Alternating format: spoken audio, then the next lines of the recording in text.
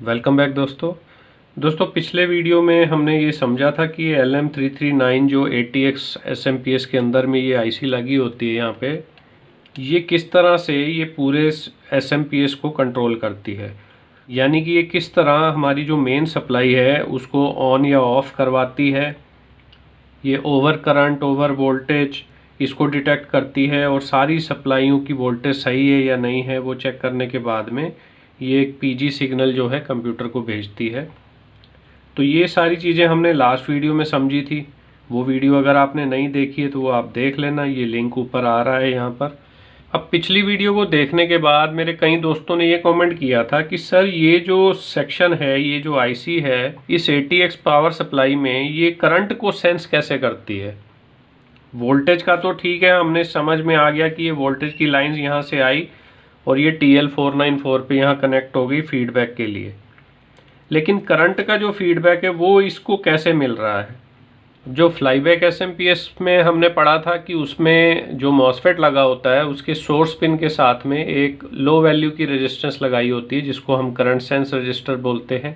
तो उसका काम है कि कितना करंट फ्लो हो रहा है उसको सेंस करती है और वहाँ से आईसी की करंट सेंस पिन पे वो सिग्नल जाता है जिससे कि आईसी ओवरलोड को डिटेक्ट करती है और शट डाउन हो जाती है। तो फ्लाईबैक SMPS में तो करंट सेंस रजिस्टर लगा के उसके थ्रू करंट को सेंस करवाया जाता है। उसके बाद जो हाफ ब्रिज हमने पढ़ी थी उसमें हमने पढ़ा था कि आउटपुट सेक्शन में एक शंट लगी होती है जिसके थ्रू करंट पास होता है और वहाँ से आईसी उस करंट को सेंस करती है और उसके अकॉर्डिंगली वो ओवरलोड को डिटेक्ट करती है। लेकिन ये जो SMPS है इसमें ना तो हमारी कोई करंट सेंस रजिस्टर लगी हुई है, ना कोई शंट रजिस्टर लगी हुई है। तो ये फिर करंट को सेंस कैसे करती है। तो चलिए दोस्तों एक बार आज इसी पे बात करते हैं कि ये SMPS कैसे करंट को सेंस करती है।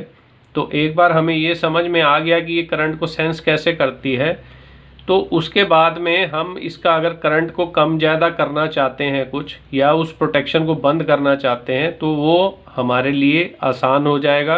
तो चलिए दोस्तों इस SMPS में करंट कैसे सेंस किया जाता है उस पर बात करते हैं। तो आइए ये वीडियो को शुरू करते हैं। अब जो हमने पिछली जो SMPS टोपोलॉजीज पढ़ी थी, जो हाफ ब्रिज हमने पढ़ी और उससे पहले फ्लाईबैक हमने पढ़ी थी दोस्तों, तो उसमें होता क्या है बेसिकली कि देखिए उसमें क्या होता है कि यहाँ पर एक ट्रांसफार्मर लगा होता है जो मेन ट्रांसफार्मर है और यहाँ से हमें उसकी आउटपुट वोल्टेज मिलती है। तो ये हमें आउटपुट यहाँ मिल जाती है, ठीक है ना। तो यहाँ से स्विचिंग हो रही है, यहाँ से आउटपुट हमें मिल गई। अब आउटपुट की इसमें क्या है कि ये सिंगल लाइन है, सिंगल वोल्टेज आ रही है। यहाँ पर ये ग्राउंड है, ये +12 वोल्ट आ रही है। तो इसमें जितनी भी हम आउटपुट कनेक्ट कर रहे हैं उसको वो इधर प्राइमरी साइड में एक करंट सेंस रजिस्टर लगी होती है मॉसफेट के साथ, उसके थ्रू वो सेंस करता रहता है।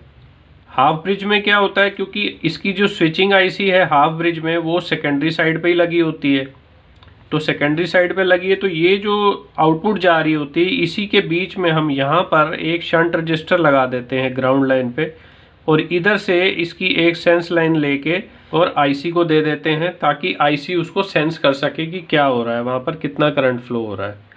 अब ये सारी चीज़ें होती हैं जहाँ पर सिर्फ सिंगल वोल्टेज आउटपुट निकल रही है। अब हमारे ये जो SMPS है ATX SMPS, इसमें मल्टीपल वोल्टेजेस की आउटपुट है।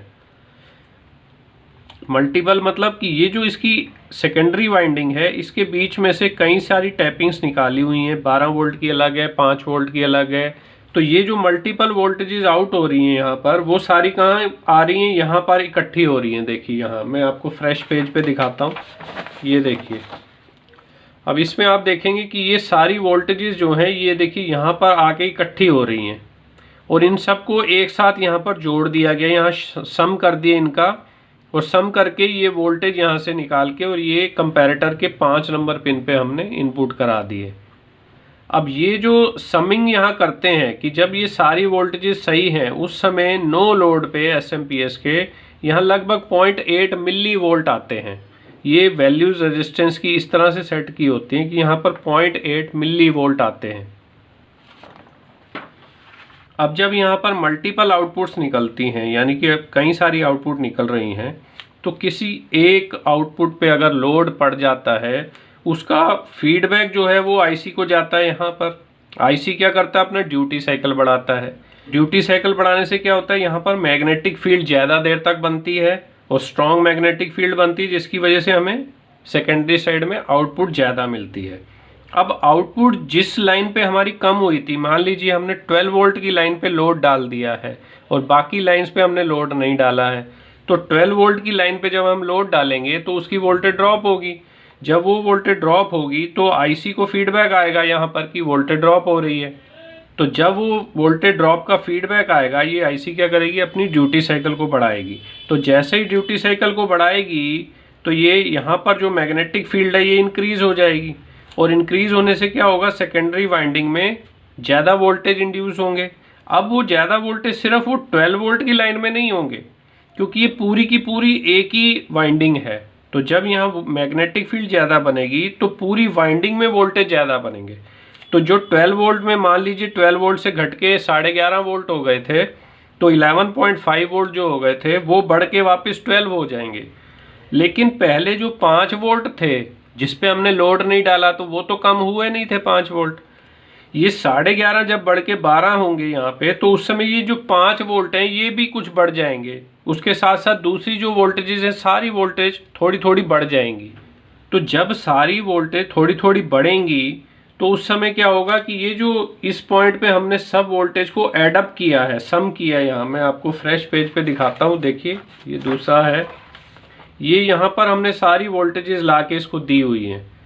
तो जब 12 वोल्ट वाली तो अपनी 11.5 से 12 वोल्ट पे आ जाएगी फीडबैक जाने पे, लेकिन ये जो बाकी की वोल्टेजेस हैं -5, +5, -12, ये सारी अपनी वैल्यू से, अपनी नॉर्मल वैल्यू से बढ़ जाएंगी। यानी कि 5 वाली हो सकता है 5.2 हो जाए, 5.3 वोल्ट हो जाए। तो ये जो इंक्रीज होगा इन वोल्टेजेस के अंदर में, तो उसकी वजह से क्या होगा कि यहाँ पर इसका जो टोटल बन रहा है सम, ये सारी वोल्टेज को जोड़ के यहाँ पर जो सम आ रहा था हमारे पास, ये सम जो है ये बढ़ना शुरू हो जाएगा उसकी वजह से। और यहाँ पर हमने क्या कर रखा है, इसकी 4 नंबर जो पिन है इस कंपैरेटर की, उस पर हमने एक रेफरेंस वोल्टेज दे रखी है 1.25 वोल्ट।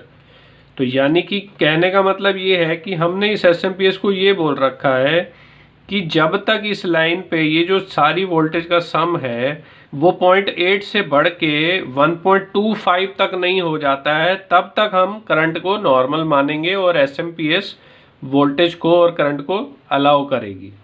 लेकिन जैसे ही करंट 1.25 वोल्ट के ऊपर निकलने की कोशिश करेगा, उसी समय क्या होगा कि ये कंपैरेटर की आउटपुट जो है वो हाई हो जाएगी, और हाई होने से क्या होगा कि ये डेड टाइम कंट्रोल पिन भी हाई हो जाएगी, इसकी स्विचिंग बंद हो जाएगी। उसके साथ साथ ये जो पिन हाई हुई थी, ये इसके थ्रू ये रेजिस्टेंस और डायोड लगा के, जो लैच मोड मैंने आपको पिछली वीडियो में समझाया था, ये अपने आप को लैच कर लेगा। लैच का मतलब लॉक कर लेगा अपने आप को कि अब भले ही, क्योंकि आईसी बंद हो गई, स्विचिंग बंद हो गई, तो ये वोल्टेज और करंट ड्रॉप होंगे, लेकिन भले ही वो ड्रॉप हो जाए, ये आईसी दोबारा से ऑन नहीं होगी, क्योंकि इसने अपने आप को ही लॉक कर लिया। यहाँ से इसने जो प्लस आउटपुट आई थी, उस प्लस आउटपुट को इसने वापस यहाँ पिछली अपनी 5 नंबर पिन पे भी भेज दिया है। तो ये पिन हमेशा हाई रहेगी, तो इसके हाई रहने की वजह से ये आउटपुट भी हाई रहेगी। तो ये एक तरीके से लॉक हो जाएगा। तो उससे होगा क्या कि जैसे ही आपकी ओवर करंट हुआ, करंट आपने ज़्यादा लिया, लोड आपने ज़्यादा डाला, ज़्यादा लोड डालने की वजह से वोल्टेज ड्रॉप हुए आउटपुट के, उसको बढ़ाने के लिए आईसी के पास फीडबैक आया। फीडबैक की वजह से आईसी ने अपना ड्यूटी साइकिल बढ़ाया। तो ड्यूटी साइकिल जब बढ़ाया तो उसकी सारी वाइंडिंग्स में वोल्टेज इंक्रीज हो गए, और वो वोल्टेज इंक्रीज होने की वजह से यहाँ पर जो सम बन रहा था टोटल वोल्टेज का, वो भी वोल्टेज बढ़ गए। तो वो वोल्टेज जब बढ़े, वो जैसे ही वो वोल्टेज इस रेफरेंस वोल्टेज के ऊपर गए, आईसी को पता चल गया कि आपने लोड ज़्यादा लगाया है, और उसने क्या किया, उसने अपनी आउटपुट को हाई करके डेड टाइम कंट्रोल पिन को हाई कर दिया, और आपकी मेन जो आउटपुट है उसकी स्विचिंग को बंद कर दिया। बंद होने से सारा एसएमपीएस की आउटपुट आपकी बंद हो गई, और ये जो आपका कंपैरेटर है करंट का, इसने अपने आप को साथ में लैच कर लिया, यानी कि लॉक कर लिया कि अब भले ही चाहे करंट डाउन भी हो जाए, पीछे से आपने लोड हटा भी दिया हो, तब भी ये एसएमपीएस ऑन नहीं होने देगा, क्योंकि इसने अपने आप को लॉक कर लिया है और आउटपुट को हाई करके रखा है। तो अब ये कैसे रीसेट होगा, उसके लिए आपको SMPS की जो मेन AC सप्लाई है उसको एक बार निकालना पड़ेगा। जब वो आप निकालेंगे तो स्टैंड बाय सेक्शन आपका ऑफ होगा। ऑफ होने से इस IC की पावर बंद हो जाएगी। बंद होगी तो इसकी जो रेफरेंस वोल्टेज इस IC को आ रही थी वो भी बंद हो जाएगी और ये सारा सर्किट एक बार रीसेट हो जाएगा। फिर दोबारा आप पावर लगाएंगे तो नए सिरे से ये सारा खेल दोबारा शुरू होगा। तो इस तरह से दोस्तों ये करंट कंट्रोल होता है इसके अंदर। अब मैं आपको थोड़ा सा प्रैक्टिकली भी ये समझा देता हूँ, एक बार करके दिखाता हूँ आपको। तो ये हमने SMPS यहाँ पर साथ में रखी हुई है, ठीक है। ये मीटर भी हमने ले लिया, यहाँ पे मीटर को वोल्टेज पे सेट कर लेते हैं। अब ये मीटर की एक लीड को मैंने यहाँ ग्राउंड कर रखा है और दूसरी लीड हमारे पास फ्री है वोल्टेज चेक करने के लिए। अब हम इसको सप्लाई को ऑन करते हैं। येलो वाली वायर पे मैं इसकी लीड लगा देता हूँ ताकि आपको वोल्टेज दिखेगी। यहाँ पर अभी 1 मिली वोल्ट के करीब दिखा रहा है। तो अब हम इसकी ग्रीन वायर को जो है शॉर्ट करते हैं। तो ये हमने शॉर्ट किया तो यहाँ पर 12.5 वोल्ट हमें आउटपुट पर मिलने शुरू हो गए हैं, ठीक है। अच्छा, अब हम इसको, ये लीड को हमने निकाल लिया।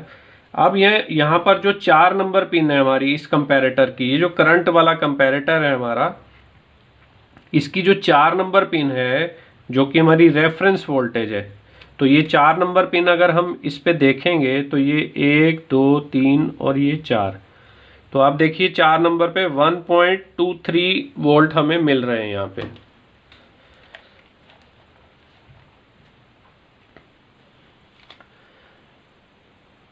एक 2 3 और ये 4, देखिए 1.23 वोल्ट यहाँ 4 नंबर पिन पे हमें मिल रहे हैं। और 5 नंबर पिन जो कि हमारी ये सारा समिंग पॉइंट से आ रही है, ये जो वोल्टेजेस हमने यहाँ सारी सम की हैं, यहाँ से जो आउटपुट आ रही है वो जा रही है हमारी 5 नंबर पिन पे। तो 5 नंबर पिन पे हमें कितने वोल्टेज आ रहे हैं, देखिए ये आ रहे हैं अभी इसमें 0.9 के करीब, 0.9 वोल्ट आ रहे हैं इसमें। और जो हमारी रेफरेंस वोल्ट है वो कितनी है, वो है हमारी 1.23 वोल्ट। तो अभी हमने SMPS पे कोई लोड भी कनेक्ट नहीं किया हुआ है, तो अभी हमें 0.9 वोल्ट के आसपास यहाँ पर मिल रहे हैं 5 नंबर पिन पे।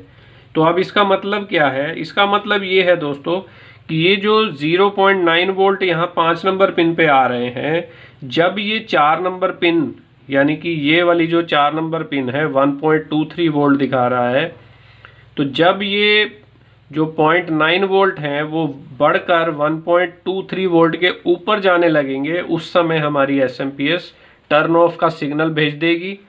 और जब वो सिग्नल भेजेगी हाई, तो हमारी क्या होगा, डेड टाइम कंट्रोल पिन जो है वो क्या करेगी, वो हाई हो जाएगी और उसके बाद स्विचिंग बंद हो जाएगी और सप्लाई भी हमारी बंद हो जाएगी। 2 नंबर पिन इसकी आउटपुट है, तो आप आउटपुट पे देखें क्या आ रहा है इस समय, 37 मिली वोल्ट, यानी कि आउटपुट इसकी अभी क्या है, लो है। तो ये 2 नंबर पिन पे जो 37 मिली वोल्ट आपको दिख रहे हैं, वही आप TL494 की पिन नंबर 4 पे हम देखें डेड टाइम कंट्रोल पे, तो देखिए यहाँ भी ऑलमोस्ट वही वोल्टेज आपको मिल रहे हैं। तो इसका मतलब है कि जब ये 2 नंबर पिन जब हाई होगी तो उस समय क्या होगा, ये सीधा कनेक्टेड है इसकी 4 नंबर पिन से, डेड टाइम कंट्रोल पिन से। तो जैसे ये पिन हाई होगी वो भी पिन हाई हो जाएगी और हाई होते ही क्या होगा कि इस IC की स्विचिंग जो है बंद हो जाएगी, ठीक है। तो ये अब हम इसमें 5 नंबर पिन पे वोल्टेज अभी हमें मिल रही है 0.9 वोल्ट। अब हम इस पे कुछ लोड लगा के देखते हैं कि लोड लगाने से क्या फ़र्क पड़ता है। ये मेरा 12 वोल्ट का एक बल्ब है, तो ये बल्ब को इस पे लोड पे कनेक्ट करके देखते हैं कि क्या फ़र्क आता है। तो ये हमने लगाया इसका ग्राउंड,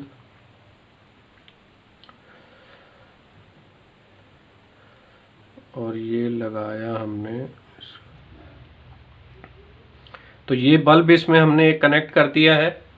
अब हम देखते हैं कि जो हमारी 5 नंबर पिन पे 0.9 वोल्ट पहले आ रहे थे, अब वो वोल्टेज का क्या हुआ है। मैं इसकी रोशनी को थोड़ा सा छुपा देता हूँ ताकि आपको मीटर सही से दिखे।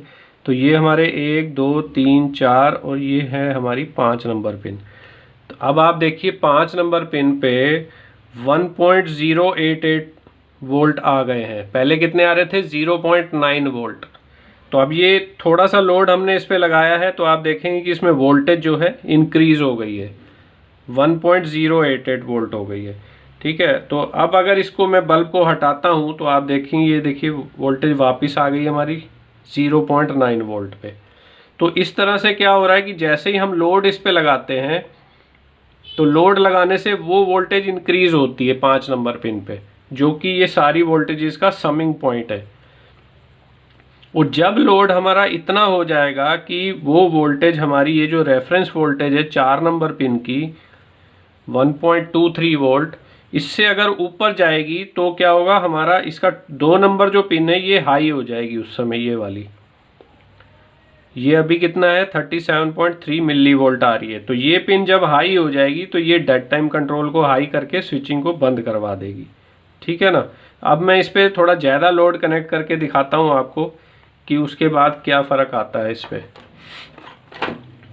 तो ये मेरा 12 वोल्ट का बल्ब है जो कि 60 वाट के करीब है। तो इसको कनेक्ट करते हैं एक बारी और फिर देखते हैं कि हमारी वो पिन पे क्या फ़र्क आता है। ठीक है,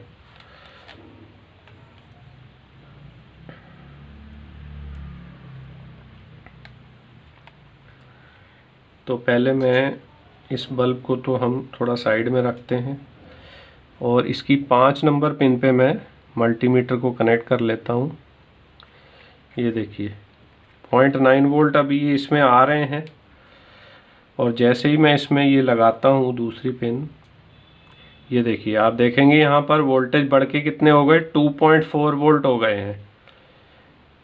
अब मैंने ये हटा दिया इसको, उसके बाद भी ये देखिए ये इसकी वायर्स मैंने अब निकाल दी हैं। तो 2.4 वोल्ट यहाँ 5 नंबर पिन पे अब हो गए हैं और ये लैच हो गया सर्किट, यानी कि ये सर्किट लॉक हो गया है। अब ये 2.4 वोल्ट हमारे 5 नंबर पिन पे हैं और 4 नंबर पिन पे वही 1.24 वोल्ट आ रहे हैं। तो यानी कि अब 5 नंबर पिन पे वोल्टेज बढ़ गई है। तो अब इसके बढ़ने से क्या हो गया, ये जो 2 नंबर पिन थी यहाँ पर अब आप देखेंगे तो ये देखिए अब यहाँ 3.9 वोल्ट आ रहे हैं, पहले 0.37 मिली वोल्ट आ रहे थे। यानी कि इस पिन पे आउटपुट जो है वो अब हाई हो गई है। तो अब यहाँ पर 3.9 आ गए तो अब यही वोल्टेज कहाँ जा रहे हैं, डेड टाइम कंट्रोल पे। तो 4 नंबर पिन TL494 की अगर हम देखें तो देखिए यहाँ पर भी 3.5 वोल्ट आ गए हैं। तो 3.5 वोल्ट आने से क्या हो गया कि आउटपुट अब हमारी SMPS की बंद हो चुकी है। हम इस पे आउटपुट चेक कर लेते हैं। देखिए ये 12 वोल्ट की लाइन है जिस पे अभी हमें ये लगभग 80 मिली वोल्ट मिल रहे हैं, वो भी ड्रॉप हो रहे हैं। तो अब ये क्या हो गया, ये SMPS आपकी बंद हो चुकी है। क्यों? क्योंकि ओवरलोड हो गई है। ये हमने लगाया और इसको हमने ओवरलोड कर दिया। तो जैसे इसने ओवरलोड का करंट को सेंस किया, इसने अपनी आउटपुट को हाई किया और ये TL494 की 4 नंबर पिन जो है उसको हाई कर दिया और स्विचिंग को बंद करा दिया है। तो अब ये सर्किट हमारा लैच हो गया है। अब इसको इधर से निकालेंगे, अगर हम ग्रीन वायर को हटा के दोबारा लगाएंगे कुछ होगा नहीं। इसको अब हमें मेन AC वोल्टेज को बंद करना पड़ेगा एक बारी। तो AC से इसको बंद कर देते हैं एक बार, और बंद करने के बाद में इसको जब हम दोबारा लगाएंगे यहाँ पे तो फिर ये सप्लाई हमारी ऑन हो जाएगी फिर से। अब इसको ऑन करते हैं दोबारा और ये ग्रीन पॉइंट को दोबारा कनेक्ट कर देता हूँ। देखिए अब ये दोबारा कनेक्ट किया तो 12 वोल्ट हमारे पास आ गए। 12 वोल्ट क्यों आ गए? क्योंकि जो dead time control pin 3.5 volt दिखा रही थी अब वो 37 मिली वोल्ट पे आ गई है। ये 2 नंबर पिन भी डाउन हो गई, 37.9 मिली वोल्ट आ रही है यहाँ पर 2 पे। और 5 नंबर पे अब कितनी वोल्टेज हो गई है देखिए, ये वही वापस 0.93 वोल्ट पे वापस आ गई है। तो इस तरह से ये जो है करंट को मॉनिटर करता है SMPS। ये जो IC है हमारी LM339, ये करंट को चेक करती रहती कि लोड कितना पड़ रहा है SMPS के ऊपर, और लोड अगर ज़रूरत से ज़्यादा होता है तो इसकी जो 5 नंबर पिन है यहाँ पर वोल्टेज इंक्रीज़ हो जाते हैं बढ़ते हुए लोड के साथ साथ। और वो वोल्टेज जैसे ही हमारी रेफरेंस वोल्टेज जो हमने दे रखी है 1.23 या 1.25 वोल्ट, जैसे ही उसके ऊपर जाने की कोशिश करता है उसी समय SMPS की स्विचिंग जो है बंद हो जाती है और साथ के साथ में ये अपने आप को लैच कर देता है ताकि वोल्टेज अब कम भी हो जाए तब भी ये ऑन नहीं होगा और वो उसी स्थिति में रहेगा। अब तो ये तो हो गया कि कैसे करंट को सेंस करता है, ये मैंने आपको एक्सप्लेन किया है। अब अगर मान लीजिए कि मेरे बहुत से दोस्त हैं जो इस SMPS को और दूसरे पर्पस के लिए भी इस्तेमाल करते हैं। दूसरे पर्पस के लिए मतलब कि उसको कंप्यूटर की जगह पे इस SMPS को कई जगह लगाते हैं। कुछ लोग इससे बैटरी चार्जर बना लेते हैं, कुछ लोग इससे वेरिएबल पावर सप्लाई बना लेते हैं, या कुछ को कई और काम करने होते हैं। तो ये SMPS एक मल्टीपल यूज़ के लिए इस्तेमाल हो जाती है। लेकिन प्रॉब्लम इसमें क्या आती है कि जब भी आप इसकी किसी एक आउटपुट पे लोड डालते हैं तो उसकी वजह से जो बाकी आउटपुट्स बढ़ती हैं वो क्या करती हैं, वो इसकी जो प्रोटेक्शन है उसको एनेबल कर देती हैं। तो जैसे ही प्रोटेक्शन सर्किट इसका एक्टिव होता है, ट्रिगर होता है, वो TL494 की जो डेड टाइम कंट्रोल पिन है उसको हाई कर देता है और सप्लाई को बंद कर देता है। तो वहाँ पर क्या होता है कि जब आप इसको किसी दूसरे पर्पस के लिए यूज़ करना चाह रहे हैं तो ये सप्लाई वहाँ पर चलती नहीं है। जैसे ही आप लोड डालते हैं वो बंद हो जाती है। तो बंद होने का कारण यही है कि आप उस समय सिर्फ एक आउटपुट पे लोड डाल रहे होते हैं, बाकी आउटपुट्स पे आपने लोड डाला ही नहीं। तो सप्लाई क्या होता है, वो अनबैलेंस्ड हो जाती है। जो बैलेंस उसका बनाया हुआ है यहाँ रेजिस्टेंस की वैल्यूज़ को सेट करके, वो बैलेंस उसका बिगड़ जाता है, क्योंकि आपने एक वाइंडिंग पे लोड डाल दिया है, वहाँ पर वोल्टेज ड्रॉप हो रहे हैं, दूसरी वाइंडिंग्स पे वोल्टेज सही आ रहे हैं। तो जहाँ वोल्टेज ड्रॉप हो रहे हैं उसके फीडबैक की वजह से आईसी अपना जो ड्यूटी साइकिल है उसको बढ़ाती है। तो जब ड्यूटी साइकिल को बढ़ाती है तो दूसरी जो वाइंडिंग जिसमें वोल्टेज पहले से ही सही थी वो भी बढ़नी शुरू हो जाती हैं। उनकी वोल्टेज जब बढ़ती है तो वो फिर वो एरर स्टेट में चला जाता है कि वोल्टेज उधर बढ़ने नहीं चाहिए दूसरी आउटपुट्स में, क्योंकि उसको भी आईसी मॉनिटर कर रही होती है यहाँ सारी वोल्टेजेस को। तो उस केस में क्या होता है कि ये जो प्रोटेक्शन है ये ट्रिगर हो जाती है ओवर करंट की। तो और वो क्या करती है, वो उसको ऑफ कर देती है। वो आईसी को लगता है कि जिस एक वाइंडिंग पे आपने लोड डाला है वहाँ ज़्यादा करंट जा रहा है, जबकि दूसरी वाइंडिंग्स पे तो इतना करंट जा नहीं रहा। तो उसको लगता है कि उस एक पर्टिकुलर लाइन पे कुछ शॉर्ट सर्किट हो गया है, और उस शॉर्ट सर्किट से बचाने के लिए आईसी क्या करती है, स्विचिंग को बंद कर देती है, आउटपुट्स आपकी बंद हो जाती हैं। तो अब बहुत से दोस्तों की ज़रूरत ये होती है कि सर फिर इसको कैसे हम यूज़ करें। अगर मान लीजिए मुझे ये बल्ब चलाना है इस पे 12 वोल्ट की लाइन पे, तो मैं इसको कैसे यूज़ करूं। अब अगर आप इसमें ये समझेंगे कि ये जो कंपैरेटर आईसी है हमारी, ये वाली LM339, ये क्या कर रही है, ये जितने भी यहाँ पर प्रोटेक्शन फीचर इसके बनाए गए हैं वो अल्टीमेटली वो करते क्या हैं, वो इसकी 4 नंबर जो पिन है डेड टाइम कंट्रोल पिन, उसको हाई कर देते हैं और SMPS को बंद कर देते हैं। तो अगर हम कुछ ऐसा कर दें कि इसकी डेड टाइम कंट्रोल पिन जो है ये कभी हाई हो ही ना, अगर हम ये बंद ही करवा दें कि ये पिन हाई ना हो, तो फिर जब ये पिन लो ही रहेगी हमेशा, तो हमारी सप्लाई बंद नहीं होगी। हम कुछ भी करते रहें, ये प्रोटेक्शन सारी हमारी डिसेबल हो जाएंगी। बात समझ गए ना आप, कि ये जो प्रोटेक्शन आईसी है, ये जितनी भी प्रोटेक्शंस यहाँ पर कर रही है उसका रिजल्ट, जब भी कोई प्रोटेक्शन यहाँ पर ट्रिगर होती है तो आउटपुट क्या होती है कि ये आईसी इस डेड टाइम कंट्रोल पिन को हाई करा देती है। तो मैं ये कह रहा हूं कि अगर हम कुछ ऐसा कर दें कि ये आईसी जो मर्जी करती रहे लेकिन ये dead time control pin high हो ही ना पाए, तो अगर ये हाई नहीं होगी तो हमारी सप्लाई चलती रहेगी, वो बंद नहीं होगी। उस केस में क्या होगा कि हमने अगर ज़्यादा लोड भी डाल दिया है, इसने तो इसको बोल दिया हाई करने के लिए, लेकिन हमने इसको हाई होने नहीं दिया। जब इसको हाई होने नहीं दिया तो सप्लाई हमारी बंद नहीं हुई। तो जब सप्लाई बंद नहीं होगी तो आपको यहाँ पर आउटपुट जो है वो मिलती रहेगी दोस्तों। तो अब वो कैसे हम करेंगे, उसको यही हम कर सकते हैं कि हम क्या करेंगे कि ये जो हमारी 494 है आईसी, इसकी ये जो 4 नंबर पिन है डेड टाइम कंट्रोल, हम यहाँ पर एक वायर को सोल्डर करके और सीधा ग्राउंड लाइन से जोड़ देंगे उसको। यानी कि इस लाइन को हमने सीधा ही ग्राउंड कर देना है। तो करके देखते हैं। तो ये सप्लाई मैंने बंद कर दी है, ठीक है। अब हम इसको एक बार घुमा लेते हैं और इसके अंदर में अब अगर आप देखें तो ये 2 आईसी इसमें लगी हुई हैं। देखिए, ये इसकी LM339 आईसी लगी हुई है और ये इसमें TL494 IC यहाँ लगी है। तो TL494 की ये 1 नंबर पिन है यहाँ से, तो ये 1 number pin, 2 number pin, 3 number और ये 4 नंबर पिन है। ठीक है, ये वाली पिन इसकी 4 नंबर है। इसको हम मार्क कर लेते हैं यहाँ पर। देखिए ये 1 2 3 और ये हमारी क्या है, 4 नंबर पिन। ये 4 नंबर पिन हो गई हमारी, मार्क कर लिया हमने यहाँ पे। यहाँ से अब हमें एक वायर का टुकड़ा लगा के जंपर करके और सप्लाई की ये जो ग्राउंड पॉइंट है, ये इसका ग्राउंड है ना, ये जहाँ से ब्लैक वायर सारी निकल रही हैं, तो ये हमारा ग्राउंड पॉइंट है। तो यहाँ से यहाँ तक हमें क्या करना है, एक वायर का टुकड़ा लगाना है। अब तो एक वायर ले लेते हैं, ये मैंने एक वायर ले ली इसकी। ठीक है, और इसको हम 4 नंबर पिन पे सोल्डर करते हैं पहले। तो 4 नंबर पिन पे थोड़ा सा सोल्डर लगाते हैं पहले, ये लगा लिया। और यहाँ पर हम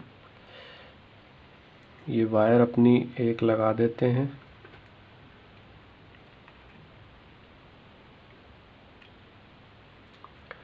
तो ये 4 नंबर पिन पे मैंने एक वायर का टुकड़ा इसमें लगा दिया है, और इसका दूसरा एंड जो है इसको हम ग्राउंड पॉइंट पे लगा देते हैं इसके। तो यहाँ भी थोड़ा सा सोल्डर लगा लेते हैं।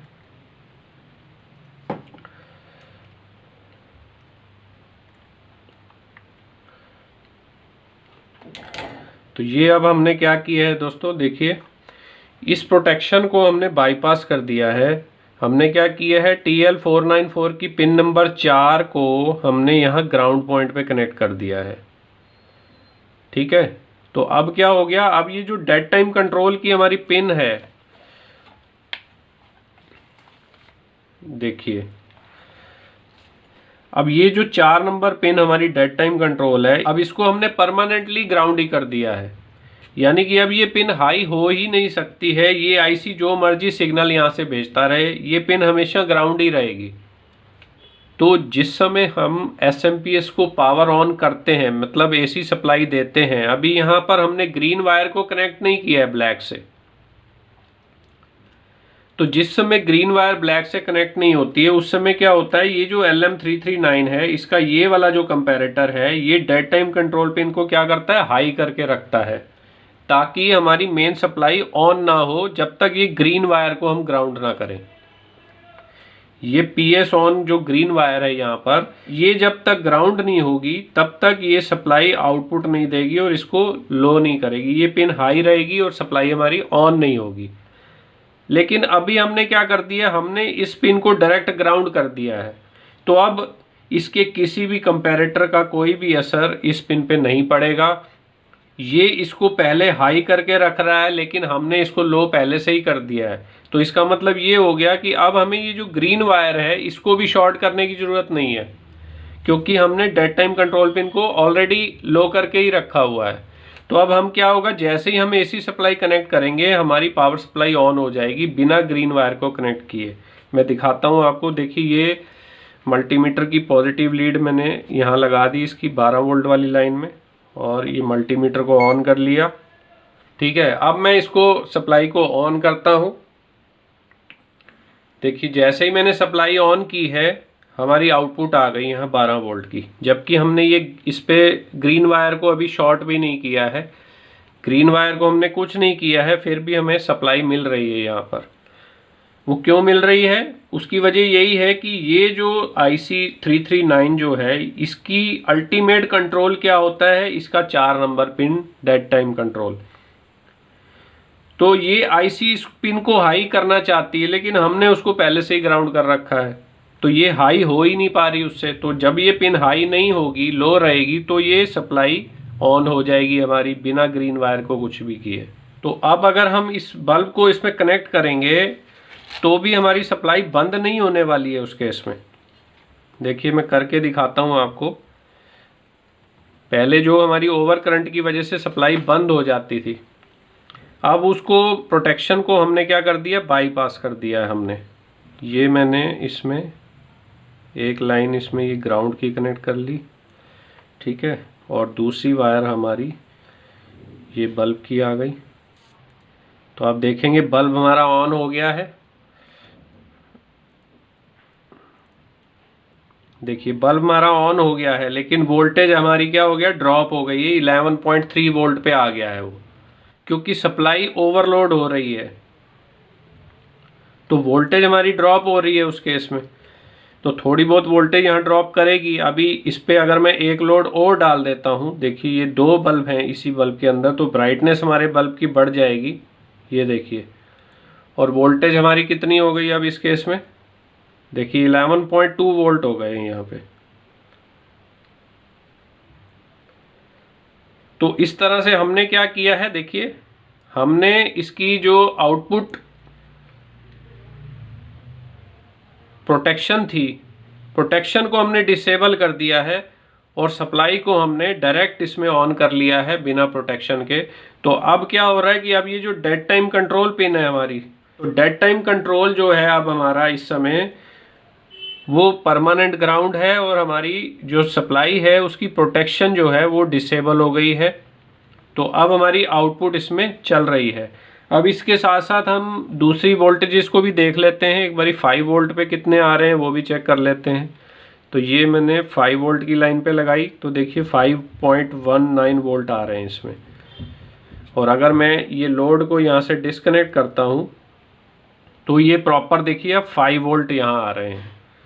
तो जैसे ही मैं लोड बढ़ा रहा हूँ तो आप देखेंगे कि उसकी वोल्टेज को बढ़ाने के चक्कर में ये वोल्टेज साथ में बढ़ जाती है।